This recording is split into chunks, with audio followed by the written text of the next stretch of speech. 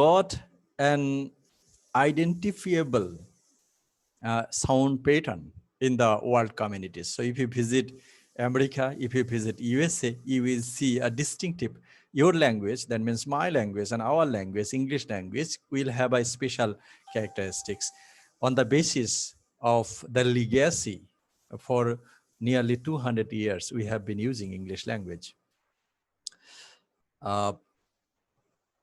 Now, why does it happen? What is the origin of South Asian English, especially in India, Bangladesh, Pakistan, Nepal, Bhutan? So we know the reason, isn't it? We know that the origin of South Asian English lie in Britain, but the legacy that they came over here and they ruled this Indian subcontinent for a longer period of time. And for this reason, we got recognition of English language.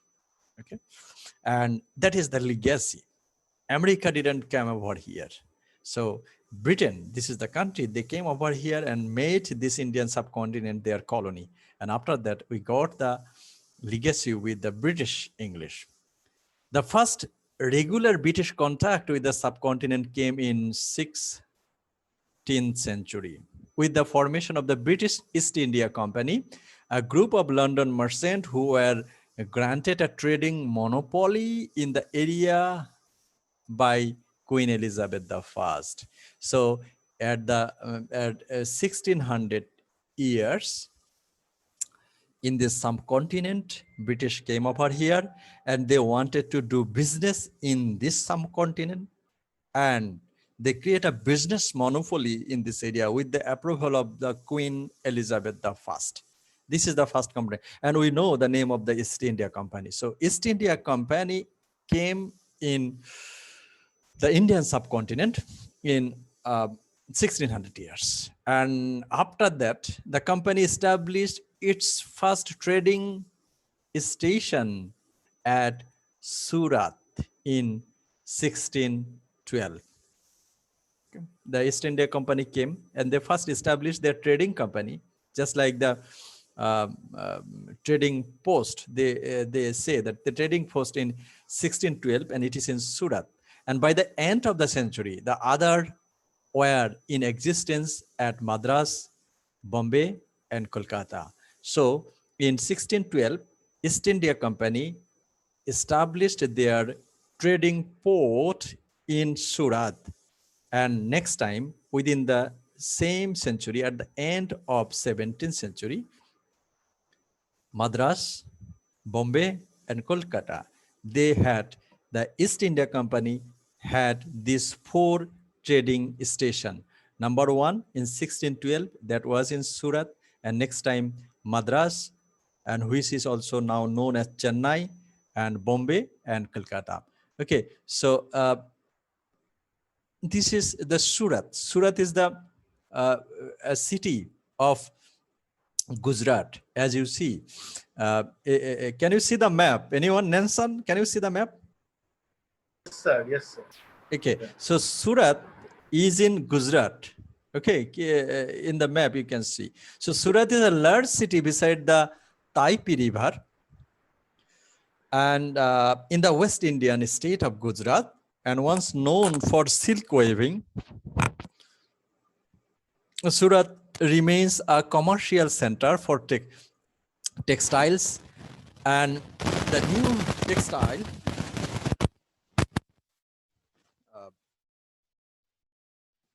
the new textile market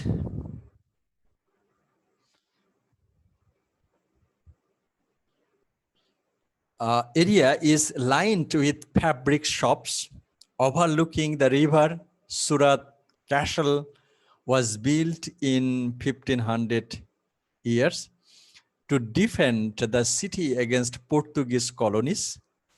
Nearby, the Dutch, Armenian, and English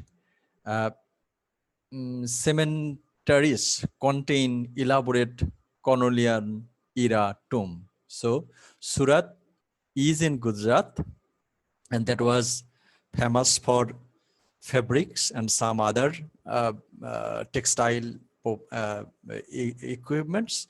And this is the place where the East India Company established their first trading post. And next time you see Madras. So Madras, you see in the map. So Madras here, it is Chennai. The Chennai, Bay of Bengal over here. So it is Chennai. Next time they moved to Chennai, and next time they moved to Mumbai. Okay. So this is the city of Mumbai, formerly called Bombay. In that city, they also established their, and Mumbai, a financial center, and it's India's largest city. And on the Mumbai harbor waterfront stands the iconic gateway of India Stone Arch, built by the British Raj in 1924. And offshore, nearby Elephanta Island holds ancient cave temples dedicated to the Hindu god Shiva. So this is Mumbai, and then the Calcutta. And you see Taj Mahal and the other location, the Calcutta. So in 1612, East India Company established their first trading post in Surat. And then they moved to Mumbai. Then they moved to Chennai, Madras, and then they moved to Calcutta. So by the end of 17th century, East India Company had 4 trading posts in India or the Indian subcontinent surrounding the Bay of Bengal. During the 18th century, it's overcome competition from the other European nations, especially France. By the 17th century, Britain established their country, but in the 18th century, we see another opposing force. They came in this Indian subcontinent for business, that is France. As the power of the Mughal emperors declined, the company's influence grew, and in 1765, it took over the revenue management of Bengal. Okay. So Mughal emperor declined when British came over here. And in 18th century, we see the competition between Britain and France. However, the Britain, they total revenue management central controlled by the British British government. Okay, so we may know that what is the revenue management. Okay, revenue management is an application of disciplined analytics of the predict consumers' behavior at the micro market level and optimize product availability and the price to maximize revenue growth. So what did the British do? So in 18th century, the British people went over to the grassroots level. So we have seen that the Surat, Mumbai, Chennai, Kolkata, all are the country surrounded by close to the ocean. Okay, so in the 18th century, the British people, what did they do? The British government or the British administration who had been administering the role in India, they thought and they did a plan that they went up to the village areas, the remote interior areas of India, and they studied what is the necessity of the common people and what is the what they want. And according to their necessity and according to their requirements, the British government started to supply the product or the essential things. And in this way, they got the highest or the maximum revenue from the people living all the parts of India, especially the remote area, and simultaneously they got the English language recognition. That is our concern. So review management is not our concern, but for the cause of the review management system, the British government and the administration went to the grassroots level. That means the village area. What does a common people want? What does a general people want? So according to the necessity, the British people supplied their demand of the people living in the remote area or the interior part of the India, and simultaneously English language went up to this interior region. And following a period of financial discipline among company's servant. In 1784, India Act established a board of control responsible to the British Parliament. In 1784, there was one incident that occurred. And in 1858, after the Indian Mutiny, the company was abolished and its power handed over to the crown. So, what is Indian Act? So, in 1784, the Indian Act, its act is also called East India Act. Okay. So, the East India Company Act, also known as the Pitt's India Act, was an act of the Parliament of the Great Britain intended to address the shortcomings of the Regulating Act of 1773 by bringing the East India Company's role in India under the control of British government. 1773 সালে east India কোম্পানির যে রোলটা এটা British পার্লামেন্টে pass হয় এবং এই 1784 সালে এসে দেখা গেল যে এখানে সমস্যা হচ্ছে অনেক ওকে এবং শুধু তাই না এখানে এসে দেখা গেল যে 1858 সালে সেখানে একটা সিপাহী বিপ্লব হয় ইন্ডিয়াতে এই সমস্ত কিছু ঘটনার পরিপ্রেক্ষিতে এই ব্রিটিশ ইস্ট ইন্ডিয়া কোম্পানির যেই দৌরাত্ম্য এটা কমিয়ে নিয়ে এই ইস্ট ইন্ডিয়ার যে অ্যাডমিনিস্ট্রেটিভ পাওয়ারটা এটাকে ন্যস্ত করা হলো ব্রিটিশ পার্লামেন্টের হাতে So after the Indian Mutiny, the company was abolished. That means the East India Company was abolished and its power handed over to the crown. That means the people living in Britain, the Britain authority will be administering the people living in Indian subcontinent after 1858, especially after the Indian Mutiny.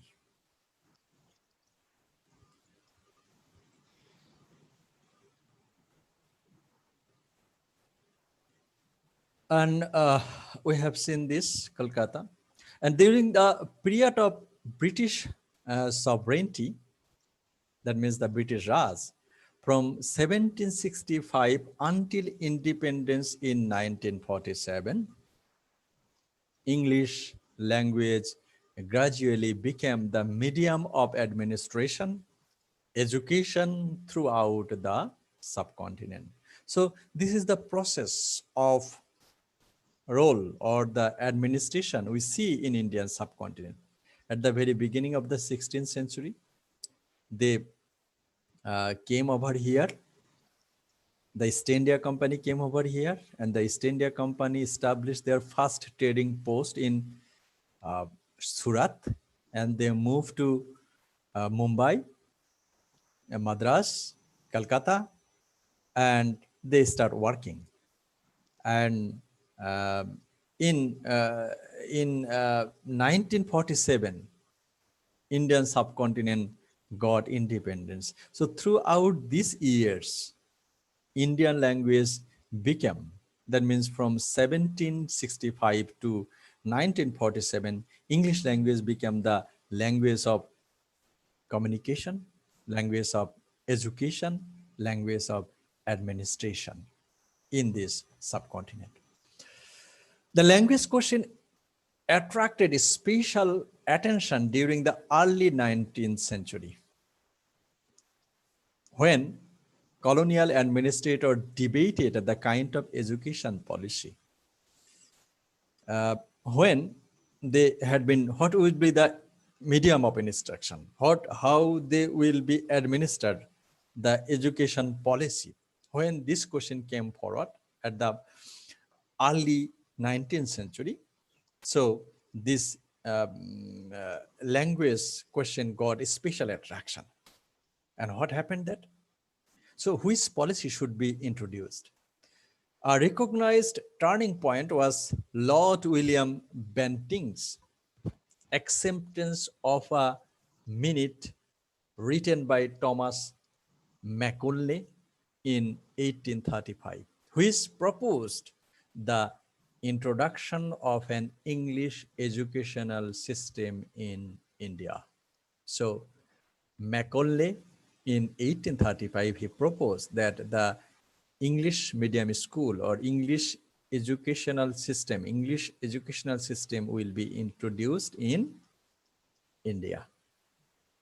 When the universities of Bombay, Kolkata, and Madras were established in 1857, and English became the primary medium of instruction, thereby granting its status and steady growth during the next century.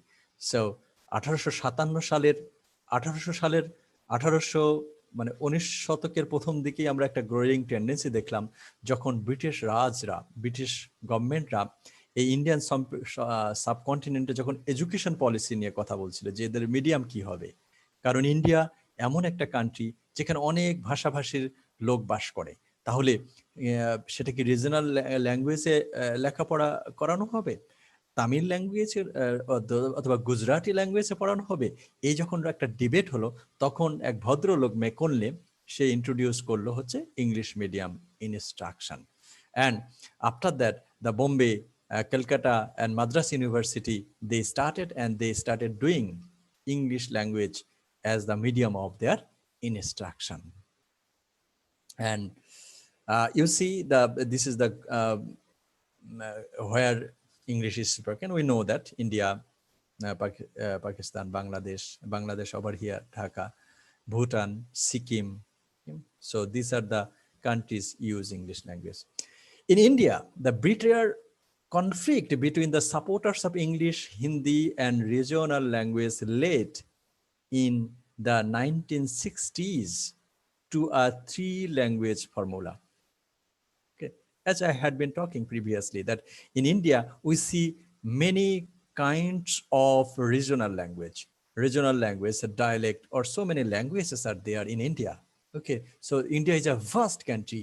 So what will be their medium of instruction? What will be their first language of communication? What will be the language of official communication? There was a debate.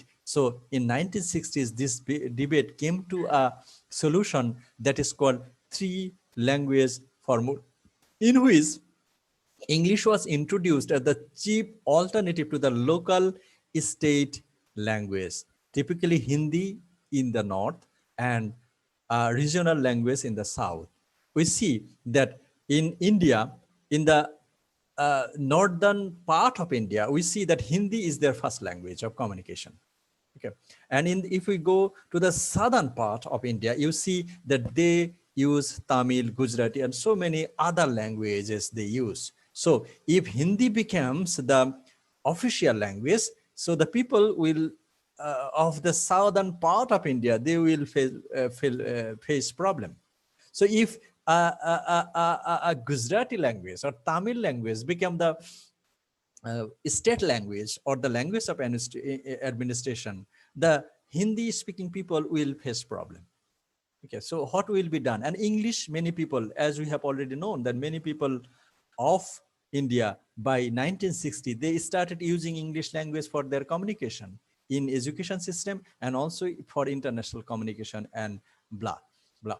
So in this situation, so what will be the solution? So they come to a decision that is called the three-language formula. What is the three-language formula?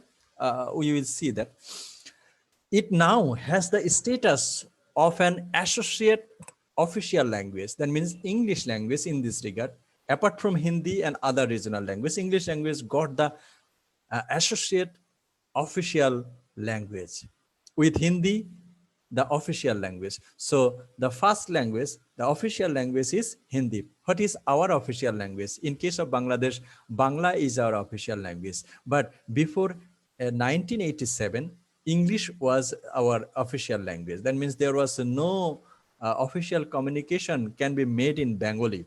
It is in 1987 the government passed a rule that this the official letters and other communication will be done in mother language, that means Bangla. Okay. So Bangla is our official language in Bangladesh. In this way, Hindi is the official language in India. But apart from that, English got the status of associate official language. That means a person living in India can communicate in either in Hindi or in English. It is the within the two languages they can use. However, the three language formula I had been talking, it is also recognized as the official language of 4 states.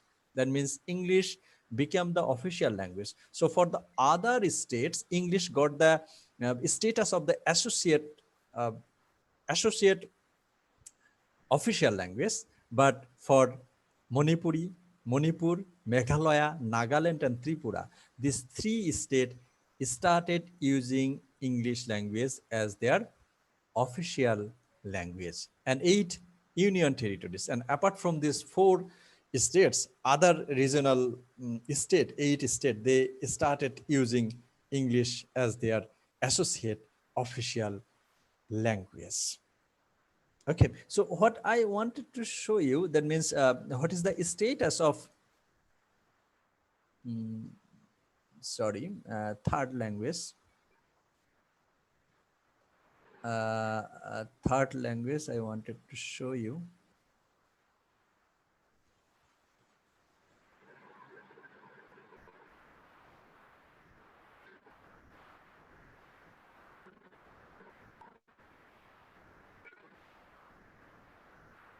Nelson, do you want to say something?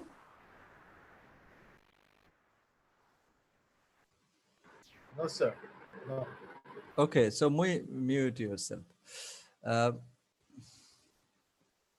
I want to show you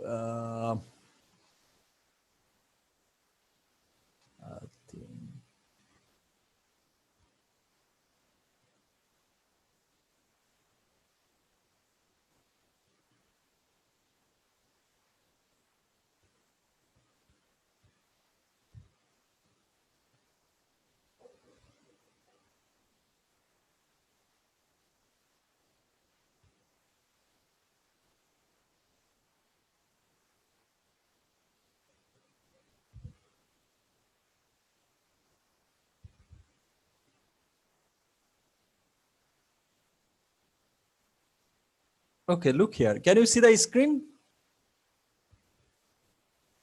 Nelson? Yes. Sir, yeah. Okay, so look here. Najimuddin, can you see the screen? Yes, sir. Small font. Small font. A small font, but I can make it. I show you through from the internet directly. So look here, Okay. Hindi Hindi used in India in 57%. People living in India use in Hindi. English 10%, 10.67. That means nearly 11% people living in India, they use English as their first language or the medium of communication like that. And Bengali, 8.85% people living in, and nearly 10 crore. Okay, so people use Bengali as their first language. Marathi 8.7. So in such a way, we see that 11 languages: Sanskrit, Punjabi, Malayalam, Odia, Kannada, Urdu, Gujarati, Tamil, Telugu. These are the so many languages used by the people of India. And not only that, if you show the another list, that you see that nearly 31 languages are used in India. Okay, so after 1960, the Indian government, they had a policy, that means the 3 language policy. That means one Hindi, another second one English, and the third one the regional language.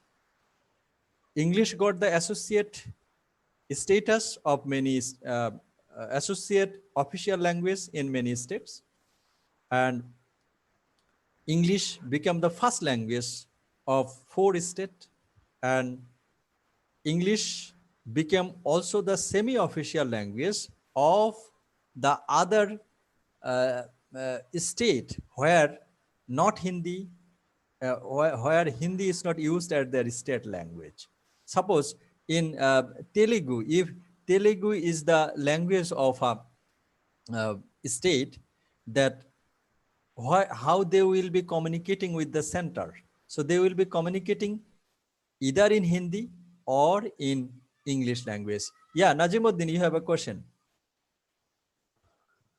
Sir, what is the difference between semi-language, semi-official, and associate? Okay, I will be coming to your answer. Semi-official, official language in case of Bangladesh, Bangla is our official language, isn't it? And semi-official language that you can either use Bengali or English. Semi-official language, that means you have option. You can use, suppose Bangla is our official language. If English becomes the semi-official language, that means a person living in Bangladesh, he or she may communicate either in Bengali or in English. That means the optional. And what I had been talking, that this India, that means the three language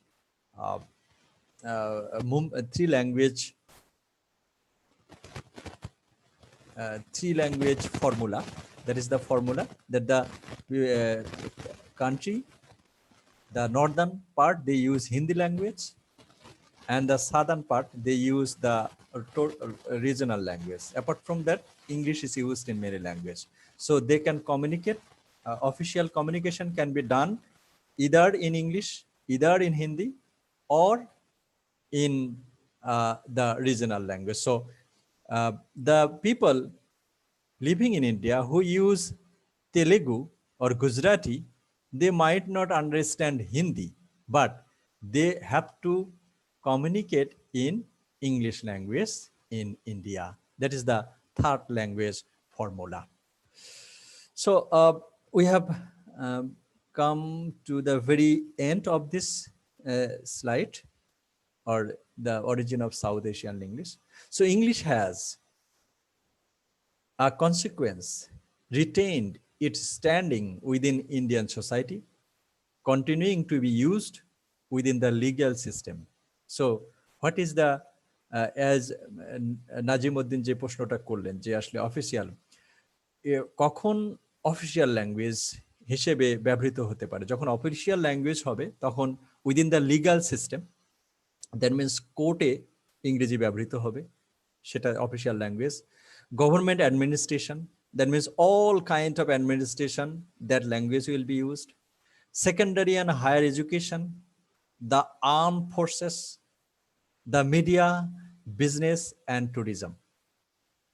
So when বাংলাদেশের ক্ষেত্রে আমরা যদি বলি tourism, business, media, forces, arm forces, সমস্ত জায়গায় কোন ভাষা ব্যবহৃত হয়? সমস্ত জায়গায় বাংলা ভাষা ব্যবহৃত হয়। বাট ইন্ডিয়ার ক্ষেত্রে প্রত্যেকটা জায়গায় legal system, government administration, secondary, higher secondary education, armed forces, where everywhere they use English language or Hindi language. Okay, they use. So English got the official language in the subcontinent. It is a strong unifying force. And in the Dravidian speaking areas of the south, it is widely preferred to Hindi as a lingua franca. However, আমরা দেখতে পারি in the north its fortune vary from state to state. উত্তরের যে কান্ট্রিগুলো ইন্ডিয়ার, সেখানে আমরা দেখতে পাই যে হচ্ছে নর্থ টু নর্থ বিভিন্ন দেশে বিভিন্ন রকম ভাষা, কোথাও হিন্দি, কোথাও ইংরেজি ব্যবহৃত হয়। In relation to Hindi, depending on the policies of those in power. In Pakistan, it is an associate official language. পাকিস্তানের ক্ষেত্রে ইংলিশ হলো an associate official language, or যেটা আমরা বললাম যে সেমি অফিসিয়াল, তাদের দেশের ভাষার সাথে এই ভাষাটা ব্যবহার করে, and it has no official status. Sir, তাহলে associate আর semi official same thing. হ্যাঁ, সেম থিং আর কি। সেমি অফিসিয়াল মানে ব্যবহার করতে পারে, মানে ম্যান্ডেটরি না, but both option are open to a person to communicate for administration and others. And in Pakistan, and it has no official status in the other countries of South Asia. South এশিয়ার অন্য যে কান্ট্রিগুলো, বাংলাদেশ, নেপাল, ভুটান, শ্রীলঙ্কা, সেখানে এইরকম আর কোনো official status নেই। যেমন ইন্ডিয়াতে আছে, পাকিস্তানে আছে, বাংলাদেশে যেমন কোনো অফিসিয়াল স্টেটাস নেই, এক সময় ছিল, এখন নেই। But throughout the region, it is universally used as a medium of international communications. But what happens in Bangladesh? We use English language as an international language, not a second language. Have you got the point? International language, that means whenever we will be going to other European or American or Australian country, we will be using English language as a medium of our communication. And that is the status. So English in Bangladesh is not a second language, it's not an official language, it's not an associate official language, nothing. But English, status of English language in Bangladesh is we can call international communication, language for international communications. Increasingly, it is being perceived by young South Asians as the language of cultural modernity. Okay, but however, though English language didn't have any official status in India, Sri Lanka, Nepal, Bhutan, but still the people living in this area, that means Bangladesh, Sri Lanka, they are very much interested to have English language for their international communication, and they want to use English language, they want to learn English language as a motive of cultural modernity. They want to be modern culturally by learning English language in such a way. So if I conclude this session, the first session, with this way, that English language in Indian subcontinent, the people living here in this Indian subcontinent is more than the people living in USA and UK. However, this is for the cause of the British legacy. That means British came over here in Indian subcontinent for the business purpose in 1600 years at the 17th century, and in 1612 they established their yes, Najimuddin. Sir, my question is, there are several accents of English all over the world. Yeah. Suppose American, British, Australia, then Indian. So my question is, how many accents are recognized by international community? Yeah. First of two standard recognition are there, that is the British English and American English. Okay. Apart from this, there is another standard of English pronunciation, that is the Australian English. However, the Indian English has got recognition, that is the South Asian English. As I have told it earlier in a slide, that when we people will be using English language whenever we will be visiting USA or UK, but if you speak English, they can understand that you are from South Asia or you are from India. That means British English pronunciation or standard, British standard, American standard, Australian standard, and apart from that, the South Asian standard, or we can call very specifically, that means the Indian standard, Indian English pronunciation standard. Got the point? Yes, sir. Okay. So as I had been talking, that we got the legacy, that means that people living in the Indian subcontinent, we have got the legacy for the cause of British administration policy. They came over here in the 17th century, and they established their East India Company in 1612 at Surat, and after that they moved to Mumbai, Chennai, Madras, and Kolkata, and they established their uh, business trading port. And next time they also moved to the interior part of this area. That means in Indian interior part to have the maximum revenue, and through this way they went to the people living in the grassroots level, and they also introduced English language to the people living in Indian subcontinent. In such a way, the Indian another thing is that in 1765 there was, and in 1859 there was a mutiny. That means the revolt against the British government, and at that time the British government withdrew the power of the East India Company, and India got under the direct role of British regime. But what happened that in India, many people use language of different regional language, or in the state language. So we see that India or the Indian subcontinent, they use several languages as their first language.